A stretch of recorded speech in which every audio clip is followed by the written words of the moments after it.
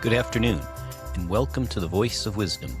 With over 60 years of experience as an investment banker, entrepreneur, venture capitalist, securities analyst, and advisor, Morty Davis is a Wall Street legend. In addition, Mr. Davis is an outstanding economist and highly articulate, incisive, and very entertaining political analyst and strategist. He's Wall Street and capitalism personified.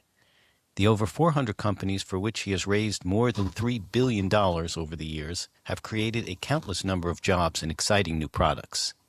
Through The Voice of Wisdom, Mr. Davis explores, analyzes, and debates the most topical economic and social issues facing our world today. Joining Mr. Davis today for a discussion on the news making the headlines is Len Carter. Len is an investment banker, business consultant, and private investor. And now, Mr. Davis and Mr. Carter. Welcome back to the Morty Davis Show. This Wednesday evening, 6:30, every Wednesday evening, we do the podcast as part of the Morty Davis Show. I'm delighted to be back with you, my favorite internet people, my favorite people in the whole world, because of your constructive participation and your acting as cohorts in developing this great segment every Wednesday evening, 6:30. I'm delighted to once again have us joined by Len Carter, a genius in every aspect of his education and his wisdom and his life. So welcome back. Thank you, Morty. Good to be here. Mr. Carter. It's hard to get him back because I push him all the time. He's paid thousands of dollars an hour by major corporations and governments, and I really have to twist his arm and do everything I can to get him back. But it's worth it because every school he's ever gone to, and he's gone to all the major best schools in the United States, including one where he and I both graduated from, Harvard Business School, the best business school in the world. And like me, he graduated with honors and advanced recognition. And so it's great to have you back. Thank you for joining us. Thank you. He's also graduated from Cornell University, a major Ivy League school, one of the best, and where he received a master's in both an undergraduate and master's degree in electrical engineering. He also attended, as I just mentioned, Harvard Business School, where he, like I, graduated with distinction and all kind of honors. And finally, he graduated from the best tech school in the United States, Stanford University. So thank you, Mr. Carter, for joining us and being available. My arm still hurts from trying to twist your arm to join us. So without further ado, let's get on with the Morty Davis Show, the Voice of Wisdom, and the weekly segment Wednesday evening, every Wednesday evening. Thank you. So 5 months ago, the president announced an initiative, an action, whatever you want to call it. He didn't call it a war, but whatever you want to call it, against Iran.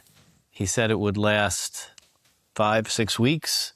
So now we're 5 months later, and after nearly 2 weeks of U.S. strikes, resumed strikes on Iran, President Trump paused the bombing and says that Washington and Tehran are holding talks aimed to end the conflict, reopen the Strait of Leonard, you Hormuz. left out a key aspect of those attacks.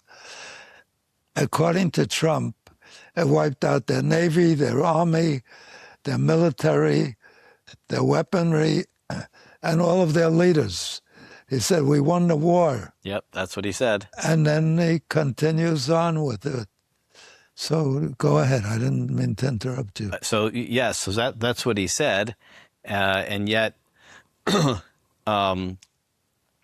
bombing resumed for 2 weeks and then just recently stopped, with saying that there's now talks are resuming to reopen the Strait of Hormuz, addressing the nuclear program, while warning that any military action could resume if negotiations fail. So what's your take? Should Trump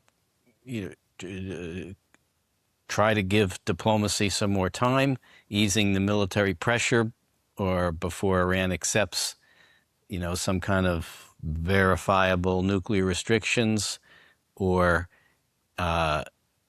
is this just a forever war? I think that it has to be, in my view, the stupidest conclusion anybody could make. Because think of the beginning of the Second World War. The Japanese attacked the United States.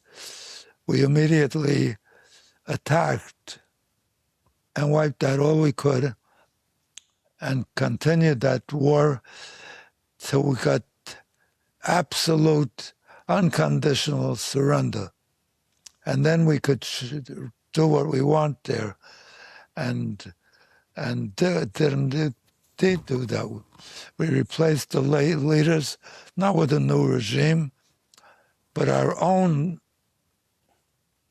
leaders to lead the nation, to make sure they complied with our ultimate goal. And we put in our own leader, General MacArthur, and for 8 years, he ran the country, no elections,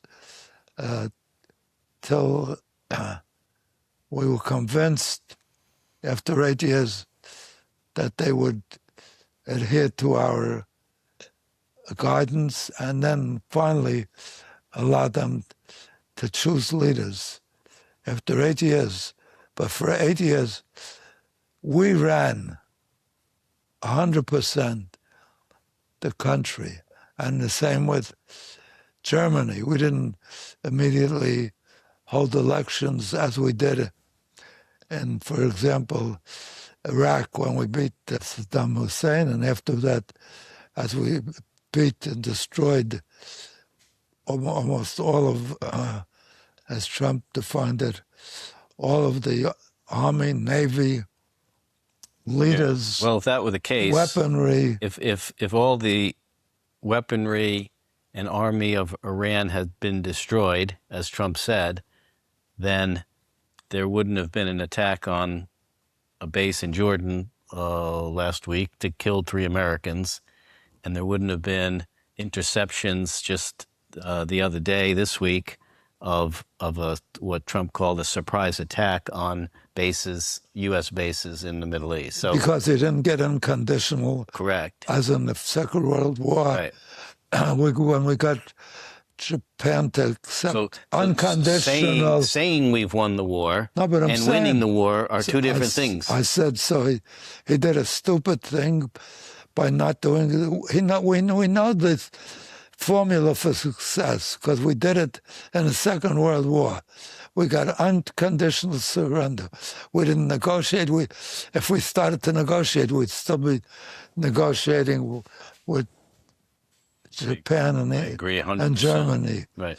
So we installed our own leadership, to run the country. But how do you apply that model in the Second World War to this situation today, where there's not the support that you had in Congress and in the government and in the citizenry that you had in World War II? But he did it, and How do you do that? Once you initiate it, you carry it out. You Right. Well, but you don't stop. You have to stop if you run out of money, because only Congress can appropriate money. Yeah, but he has enough for the initial period to force them to. He did. Before he asked Congress for a nickel, he wiped out, as he says, but the Army, the Navy. that apparently wasn't true, because they still have a military to attack bases in Jordan, which killed 3 Americans last week. Because he didn't wipe them out. Right. He said he did, but he didn't. I know, but he didn't. But I'm saying we had a formula for success. Right. But it takes All resolve. they had to do was it takes resolve. I agree. duplicate the thing. But and he wouldn't do that. How do you negotiate? If we were negotiating with Japan and Germany, we'd still be negotiating. You know, after you destroy it and you take control. I mean, it's like we did in Iraq and Iran. We beat them, and then we put in their leaders. New regime. The new regime is the same as the old regime. And so the minute we asked them not to prosecute some soldier that did some local law, abuse some local law, we asked them to put our people under our own direct judicial system. But no, they said, we took over the country, it's our system that will prevail. And they wouldn't give us, let me ask this. even though we won. We won nothing. After 9/11. We didn't learn that, we didn't accomplish anything, just announce it. After 9/11, there was a vote in Congress to use force against Iraq and Afghanistan. And there was overwhelming support in Congress for that, bipartisan support. Hillary Clinton voted for it at the time, even though it was a Republican president. So there was very much a bipartisan support of the effort. Today, you don't have that. And I think, so... Yeah, but the effort was minimal. It was just going to war against Afghanistan, but not the people that did it. We know if you're not a winning formula, duplicate it. But how do you do it? How does the president... it's partially...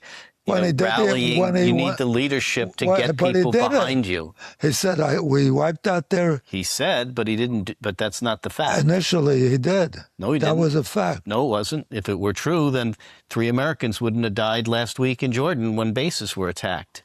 I mean, it's not true. 3 Americans dying in a war is not a meaningful event. But we know the formula. He knows the formula for success.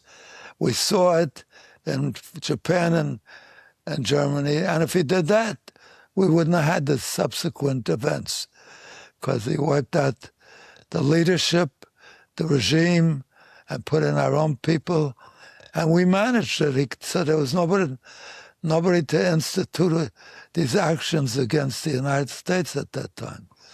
But he left everything intact. New regime didn't mean anything, because the new regime was the old regime with the new faces, that's all. So it was stupid what he did. He said we did it, but we didn't. Correct. But we had a formula. Once you know a formula that works, perpetrate it, enact it. And he didn't do that. And we paid the price. And in Afghanistan, it was ridiculous, because we attacked the country that had nothing to do with it. The people that did it worked out of there, but they weren't the ones that did it. We didn't even have the right target. It was ridiculous. That's true. When you when you know a formula that works, use it. Don't try to reinvent the wheel. And that's what he did. So that's why they're able to attack us, because he wiped out the present regime, but he didn't allow for the same regime to reappear. So it did nothing, changed the actors, but the roles were the same. That's right. That's right. Don't aggravate me, because if we did the same thing here that we did in Japan and Germany, we'd still be negotiating with Japan and Germany. You don't negotiate when you destroy the enemy. I mean, there was take charge and follow a formula that works. There was a time in the very beginning part of the conflict where I think Trump had the right narrative. We're not going to stop till we get unconditional surrender. Right. He actually said that. Right, and then he didn't do that. Exactly. So, but that's why he was wrong. I think that just announcing that we did the right thing doesn't mean he did it. No, I think like we've discussed before, where I think Israel has often done a bad job in the public relations side of the world in explaining or convincing people what's happened. Israel is a place that shows the record of doing the worst response of any country in the world, because in the 6-Day War, the initial war, where UN approved Israel a country, and Israel went in and established the country consistent with the UN, even though the UN offered Palestine their own state at the same time, which they rejected, which shows that that's not their ultimate goal. Their ultimate goal has been announced by Hamas, to destroy Israel and wipe out the Jewish nation. That's their goal. So Israel was attacked by 6 nations. It had no standing army, it had nothing. And it beat 6 nations: Jordan, Lebanon, Egypt, Iran, Syria, Iraq, Syria. Yeah. And beat them badly. Mm-hmm. And then it could have done what it wanted to do.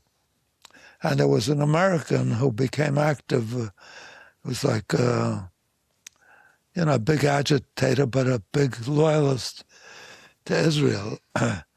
His name was Meir Kahane. And he said, now that you destroyed these 6 nations and won the war, finish them off so they don't come back and do it again. The Israel government was so angry at that announcement that they took away his citizenship. He wanted to run off for office. They wouldn't let him run for office. And he was right. He said, once you got to beat him, get rid of him and you're done with it. But he let him stay, and they promptly went back to war. Yep. And that's resolved. I think that's what we're missing today. And he never got back. He wanted to run for office. Mm-hmm. They wouldn't let him run for office. And that was the stupidity, because he says if you don't get rid of them, mm-hmm. they'll be back again and again and again. And that couldn't be more accurate, because that's what happened. They've been back ever since, every few years. Yep. So what's your question now? How does the president build resolve? In a Congress and in a nation where you have a lot of disagreement. You have to build that consensus. That's part of what leadership is Yeah. building a Well, he consensus. didn't prepare. You have to market your Yeah, ideas. he do a you know, marketing job at right, the end of, right, which it was an easy marketing job. right. 47 because, years yeah, of all of a of sudden he did something, and they said, "What are you starting a war?" right, No, right. no, He nothing didn't happened. point to the fact that What do you it's mean been a nothing war for happened? 47 years. Right. What do you mean nothing happened? Right, In Lebanon, they killed a bunch of right. a lot of our Yep. personnel, our Marines, military. a whole, Yeah. right, 100, I think But over Mayor 100. Kahana was right. He said, unless you get rid of them, they'll be back again and again and again. And Israel took the view that was too hostile. And they're back ever since. It never stopped. So Trump did no preparation. He had a good preparation, a good case. case, right? It's what exactly. we call good strategy, bad execution. Yeah. So anyway, we are about out of time, but this is already. Yes, already. Oh my God. We are out of time, but we will resume the. All right, I'll be back with you at the Morty Davis show next week. The podcast will appear 6:30 to 7:30 next Wednesday, and I look forward to being with you. My great participants, my cohorts, my favorite people in the whole world, as you join me to make this a more compelling weekly listening habit. God bless you. I love you. Have a fabulous week. Bye.